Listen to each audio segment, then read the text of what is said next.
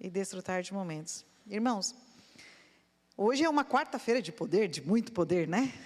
Poder. Eu acho muito legal porque a quarta de poder, ela é do Ministério da Mulher, vocês sabiam? Quando fala em power, né? Eu tenho poder. Quarta-feira de poder é do Ministério da Mulher. E este ano nós estamos vendo sermões, estudando partes da Bíblia sobre milagres. Nada mais poderoso do que os milagres de Jesus. E eu vou dizer para vocês que o milagre que nós vamos estudar essa noite aqui, o ponto de vista da interpretação desse sermão, que são pré-prontos, justamente por causa, né, dos temas, eu nunca tinha avaliado e eu achei interessantíssimo. E vocês vão ver quão interessante é para a nossa vida a aplicação do texto que nós vamos estudar. Eu vou falar sobre a moeda na boca do peixe, que todo mundo, né, logo pensa no milagre de tirar a moeda da boca do peixe para o pagamento dos impostos. Vocês sabiam que o Brasil não é o país que mais paga imposto no mundo? A impressão que dá é que é, né? Na minha primeira formação, eu trabalhava no escritório tributarista, que nós falávamos. E eu imaginava assim, ó, gente, como é arrecadado e como é mal aplicado. Como é arrecadado e como é mal aplicado. Mas quando a gente entende sobre tributos, né, tributação em si, os impostos são um tipo de tributo, a gente começa a perceber que eles têm uma importância para tal. Não são bem administrados, mas são extremamente importantes. Por exemplo, eu digo para vocês uma coisa, o fato de conhecer um pouco o sistema tributário, quando houve o lockdown por causa da pandemia, eu disse assim, isso é coisa muito, muito, muito séria. Porque vocês imaginam que nesse período, município, estado e união e país pararam de arrecadar, pararam de receber automaticamente. Porque não existia comércio, não existia indústria, não existia nada que gera renda para esses entes. E desde quando um ente desses quer ficar sem receber? Vocês sabiam que eu imaginei a gravidade da pandemia por causa do ponto de a federação parar de receber, conhecendo o tributo? Então, quando se fala em tributo, imposto, taxas, são coisas muito importantes. E tem-se uma designação específica para essa arrecadação. Nosso amigo contador Gilmar aqui, né, irmão? Sabe, existe uma destinação. E, só para vocês ficarem felizes, vocês querem saber quem é o primeiro país no ranking de tributos? Alguém sabe qual é? Não? A França. É a França. Vocês querem saber a colocação do Brasil? Não, é o segundo ainda. 18º. Só a título de curiosidade, tá bom? Então, fiquem tranquilos que nós não somos os maiores pagadores, não estamos no top 10. E é interessante que a gente vai falar justamente sobre uma parte da Bíblia que fala sobre imposto, sobre um tributo. Olha que interessante. Por isso, eu já vou pedir para os irmãos abrirem a Bíblia no Evangelho de Mateus, o capítulo 17. E eu quero ler com vocês, já a partir do verso 22, para a gente fazer só uma relação aqui, que eu acho muito interessante daqui. Evangelho de Mateus, capítulo 17, os versos 22 em diante. Vamos fechar os olhos e orar mais uma vez? Santo Deus, amado Pai, louvamos o Teu nome, Senhor, e nos entregamos a Ti. Agora, Senhor, que nos esvaziemos de nós mesmos e sejamos cheios do Espírito Santo para entender a Tua mensagem, a Tua palavra para essa noite. O que cabe a cada um de nós, e como podemos levar adiante também essa mensagem. Seja conosco, ó Deus, nós te rogamos em nome de Jesus. Amém. Vamos ler. Reunidos eles na Galileia, disse-lhes Jesus: o Filho do Homem está para ser entregue nas mãos dos homens. Estes o matarão, mas ao terceiro dia ressuscitará. Então os discípulos se entristeceram grandemente. Esses versos, eles são antecedentes a isso ao trecho que nós vamos falar sobre o pagamento de impostos. E olha que interessante, antes disso Jesus estava falando sobre o fim da sua vida, sobre o sacrifício. Não era uma profecia, porque ele, faria parte disso, mas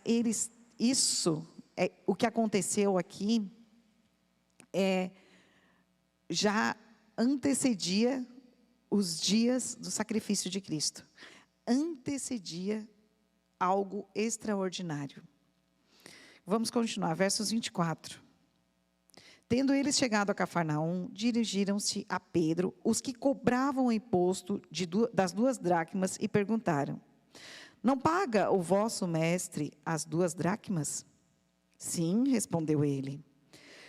Ao entrar Pedro em casa, Jesus lhe antecipou, dizendo: Simão, o que te parece? De quem cobram os reis da terra impostos ou tributo? Dos seus filhos ou dos estranhos? Respondendo Pedro: dos estranhos. Jesus lhe disse: logo estão isentos os filhos. Mas para que não os escandalizemos, vai ao mar, lança o anzol e o primeiro peixe que fisgar, tira-o, e abrindo-lhe a boca, acharás um estáter. Toma-o, entrega-lhes por mim e por ti. Olha que interessante, né? A gente logo pensa, que coisa impressionante. É um Deus maravilhoso, é um poder grandioso. Fisgar o peixe, o primeiro peixe está ali, as moedas para pagar, a moeda para pagar o imposto devido. Mas o interessante aqui que nós vimos é que, como eu disse, Jesus tinha recém falado com eles de algo grandioso que aconteceria. E eles sabiam que era com ele. E logo em seguida ele adentra Cafarnaum, e esse imposto que estava sendo cobrado aqui não era uma taxa civil. Esse imposto que estava sendo cobrado aqui, ele era uma taxa anual para manutenção do templo. Olha que interessante. Era algo que era cobrado de todo judeu para manutenção do templo. Sendo que isentos, Jesus fala, de quem era cobrado, quem será isento? O filho. Aqui, desse imposto, eram isentos os sacerdotes, os levitas e os profetas. E Pedro desconhecia isso. Porque no momento que perguntaram para ele se o mestre pagaria, o que ele disse? Ele logo, sim, paga. Já justificou que Jesus pagava. Mas ele não entendia, ele não percebeu aqui, não sabia que esse imposto específico era para a manutenção do templo e existia isenção. Então, os sacerdotes não pagariam, os levitas não pagariam, e também os profetas. E Pedro, defendendo a lealdade de Jesus àquilo que dá a César o que é de César e dá a Deus o que é de Deus, Pedro logo se antecipou e disse que pagaria. E Jesus, já sabendo de tudo isso, disse que sim. Agora, o mais interessante. Eu pergunto para vocês, se Pedro entendesse que esse imposto era para o templo, e os líderes religiosos eram isentos, o que vocês acham que Pedro faria? Isso não está aqui nesse estudo, mas logo eu já imaginei Pedro. Claro que ele não paga. Ele é o rei dos reis. Ele é o filho do homem. Será que não seria isso que Pedro teria feito? E olha que situação interessante. Porque nesse momento, quando eles questionam se Jesus pagaria o tributo ou não, eles acabam diminuindo a pessoa de Jesus como um membro, como um judeu qualquer, sem nenhum tipo de liderança religiosa, sem nenhum tipo de conhecimento. Eles tratavam Jesus de uma forma em que ele não estava entre os seus líderes, entre os seus rabis. O Desejado de Todas as Nações tem uma citação que eu quero ler com vocês, tá? Que é bem interessante, porque a atitude de Jesus. Página 345. A recusa de pagar tributo seria considerada como deslealdade ao templo. Segundo o conceito dos rabis, um gravíssimo pecado. A atitude do Salvador para com as leis dos rabis e suas positivas reprovações aos defensores da tradição proporcionaram o pretexto para a acusação de estar ele procurando deitar por terra o serviço do templo. Agora os inimigos viram um ensejo de lançar, então, o descrédito sobre ele. No coletor dos tributos, encontraram um pronto aliado. Ou seja, foi uma armadilha para Jesus. Eles queriam minimizar a grandiosidade do nosso Redentor e todo-poderoso Salvador. Eles articularam de uma forma em que ele se pagaria o tributo como um judeu, não como um líder religioso, como um sacerdote grandioso que era. Ou esperavam que ali ele manifestasse suas razões.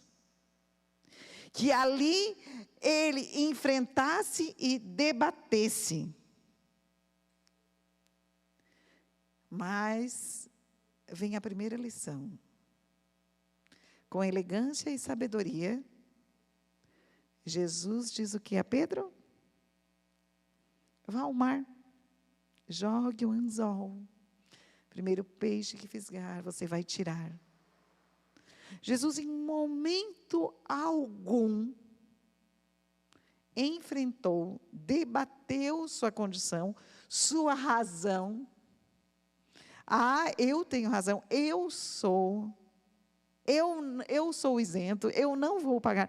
Em momento algum, abriu margem para Pedro também criar essa discussão. Então, elegância e sabedoria, ele vai e pede, simplesmente orienta Pedro. Ele age com naturalidade e ele faz o impossível. Alguém pesca aqui? Quais as chances de encontrar moeda na boca de um peixe? Não vejo muitas chances sobre isso. Há alguma chance? Talvez no estômago, mas algo de metal vai para o fundo, é muito difícil, né? E como que Jesus age diante disso? Ele não tinha essas moedas, ele não tinha moedas, ele não, nenhum outro. Pedro não tinha, ele sabia que Pedro não tinha. E o que acontece? Pedro, vai lá, você é pescador, né? Joga um anzol ali, pega um peixe e tira. Não vamos discutir, não precisa criar nenhuma exaltação, não precisa criar nenhuma situação. Entre linhas, também tem uma outra citação, na página 347, que diz assim: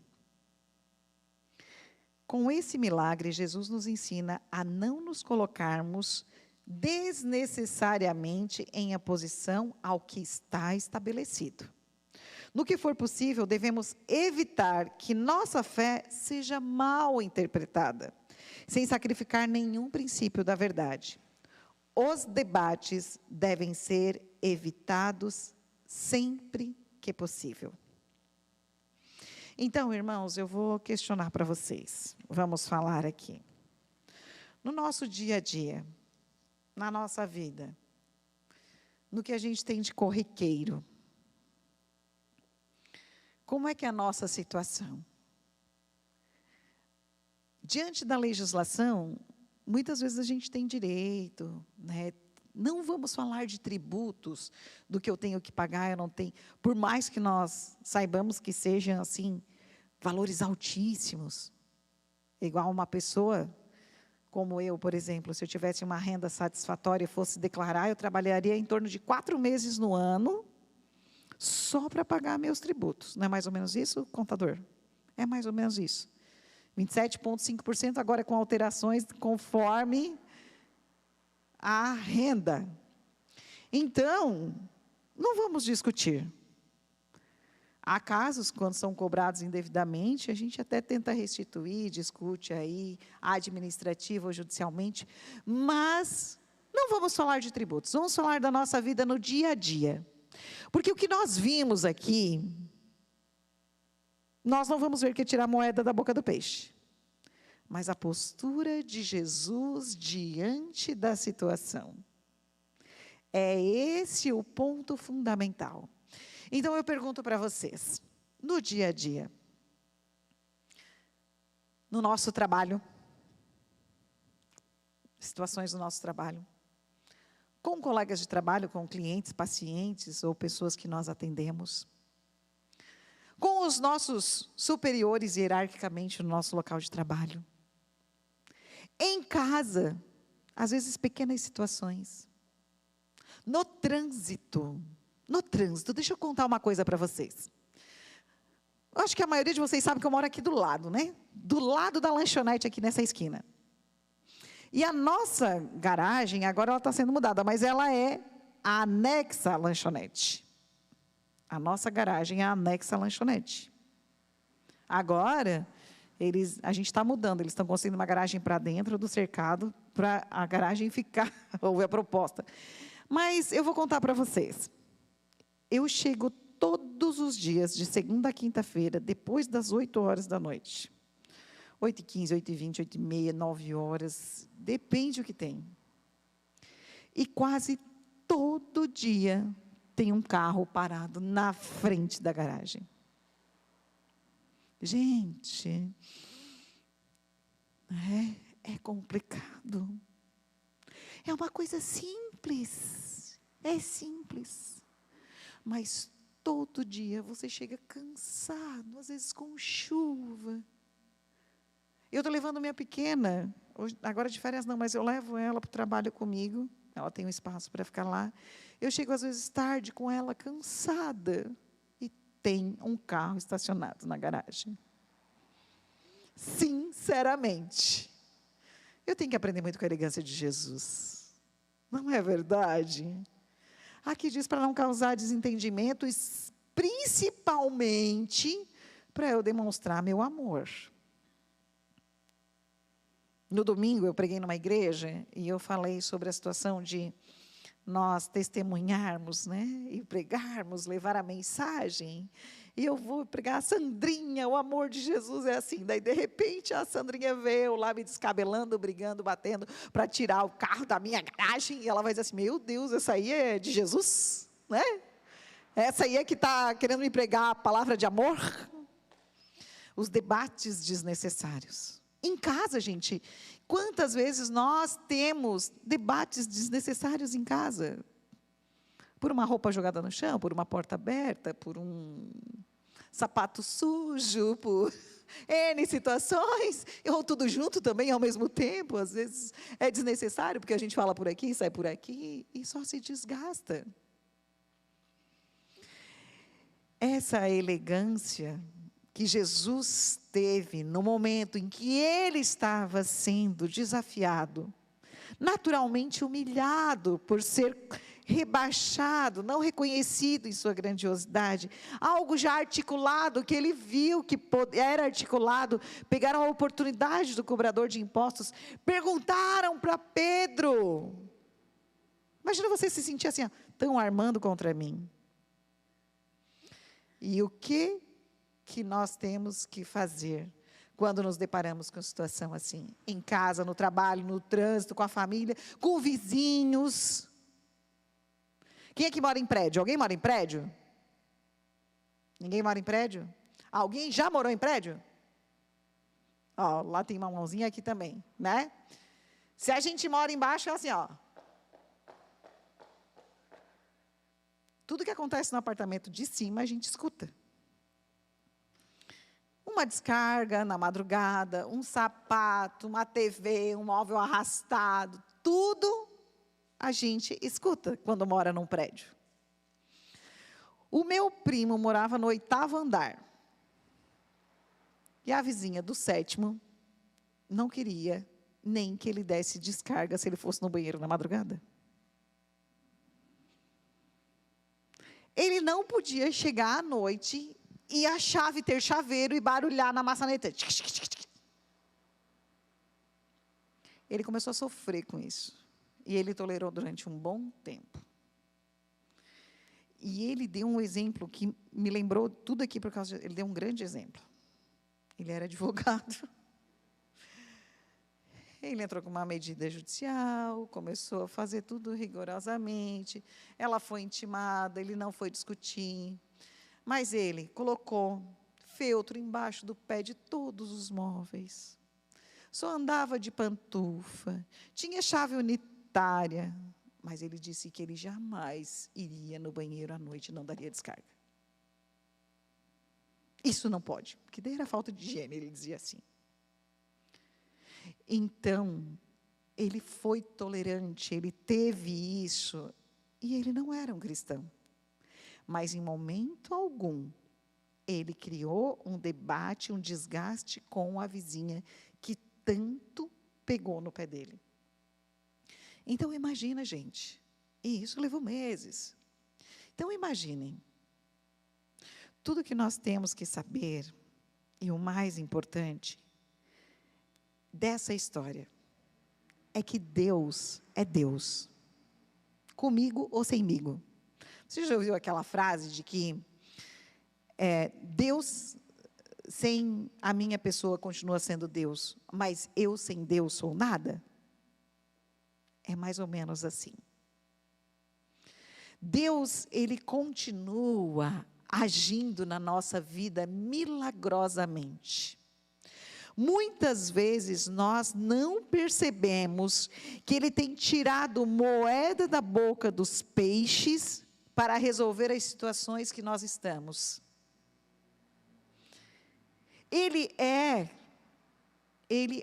sempre será. Só que nós não percebemos porque parece algo impossível. Nós somos tão pequenininhos, que as coisinhas pequenininhas nos irritam, nos tiram do eixo, nos fazem dar mau testemunho. Então, nós estamos fechando os olhos para os peixes e as moedinhas que estão ali, para resolver os nossos problemas. A segunda lição é de que nós devemos evitar debates. Vamos olhar, vamos jogar o anzol, vamos ver o que Deus está mandando nos fazer, para que nosso testemunho continue sendo sincero e verdadeiro. É a situação que eu disse. Olha, gente, eu sou uma pessoa difícil. Eu já falei várias vezes nesse púlpito. Eu sempre achei que eu fosse o Barney, que é um dinossauro roxo, gigante, que brinca com as crianças, e ele canta assim: amo você, você me ama, somos uma família feliz.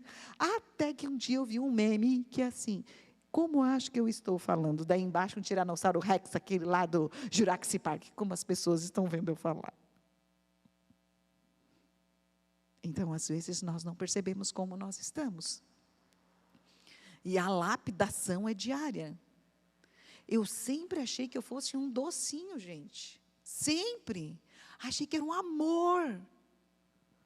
Mas, as pessoas, eu não consigo me ver. E muitas vezes eu posso ter sido realmente assim, um Tiranossauro Rex, sem perceber. E cada um de nós é assim. Então, evitar esses debates, demonstrar o amor, respirar fundo, inspira, expira, faz grande importância.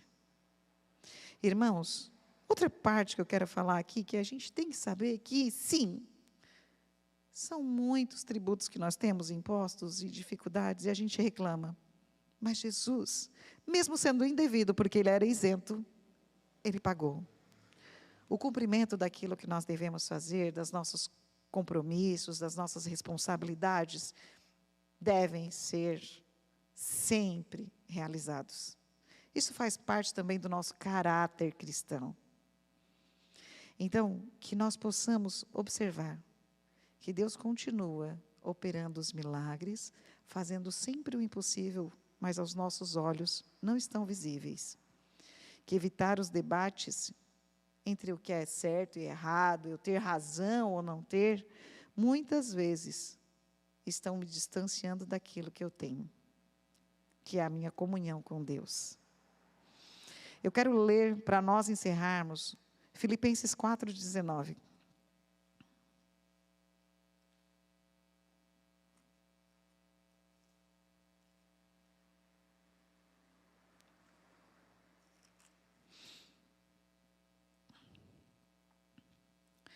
Diz assim: e o meu Deus, segundo a sua riqueza em glória, há de suprir em Cristo Jesus cada uma de vossas necessidades. Sejam elas pequenas, grandiosas, sejam elas difíceis ou simples. Ele vai suprir tudo que nós precisamos. Não vamos nós debater para saber quem tem razão. Amém? Vamos nos colocar em pé e vamos orar?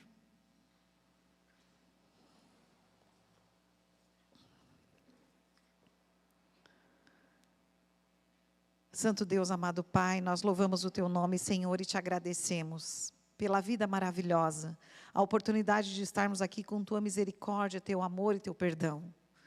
Senhor, nós somos fracos e pecadores.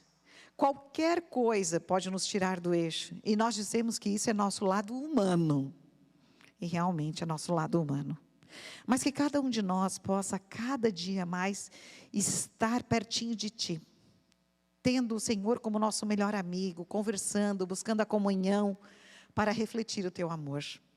Para diante de dificuldades, obstáculos, problemas, nós possamos ter a elegância de Jesus, a sabedoria que vem somente dos altos céus. E nós possamos testemunhar com cada palavra, cada ato, onde quer que estejamos. Por isso, Senhor, eu peço que o Senhor derrame sabedoria sobre cada um de nós. Derrame porção dobrada do Teu Espírito e muito amor, para que nós possamos transbordar e levar adiante a Tua mensagem. Volta logo, Jesus, nós precisamos. Por favor, Senhor, nós estamos carentes do Teu abraço, da Tua presença física, de estarmos contigo. Por isso, ó Deus, derrama as Tuas bênçãos enquanto estamos aqui. Opera em nossa vida milagrosamente com o Teu poder. Nós te pedimos em nome de Jesus.